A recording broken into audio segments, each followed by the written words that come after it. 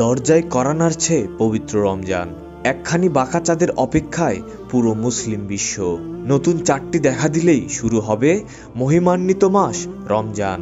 রমজান মাসের রোজা, হজ ও কুরবানির মতো ইসলামের বহু গুরুত্বপূর্ণ বিধান চন্দ্র মাসের সঙ্গে সম্পৃক্ত।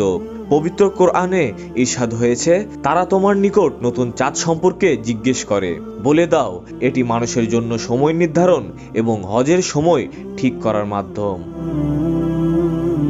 রাসূল সাল্লাল্লাহু আলাইহি সাল্লাম নিজে চাঁদ দেখতেন এবং অন্যদের উৎসাহিত করতেন। বিশেষত রমজানের চাঁদ দেখার ব্যাপারে একাধিক হাদিসে তাগিদ দেওয়া হয়েছে। আয়েশা রাদিয়াল্লাহু তাআলা আনহু বলেন, রাসূল সাল্লাল্লাহু আলাইহি সাল্লাম শাবান মাসের খুব হিসাব করতেন, এছাড়া অন্য কোনো মাসের এত হিসাব করতেন না। এরপর রমজানের চাঁদ দেখে রোজা রাখতেন। আকাশ মেঘলা থাকার কারণে চাঁদ দেখা না গেলে শাবান মাস 30 দিনে গণনা করতেন, অতঃপর রোজা রাখতেন। যেহেতু রাসূল সাল্লাল্লাহু আলাইহি সাল্লাম নিজে রমজানের চাঁদ দেখতেন এবং চাঁদ দেখার নির্দেশ দিয়েছেন, তাই ইসলামী আইনজ্ঞরা বলেন সাধারণ মুসলমানের জন্য চাঁদ দেখা মুস্তাহাব।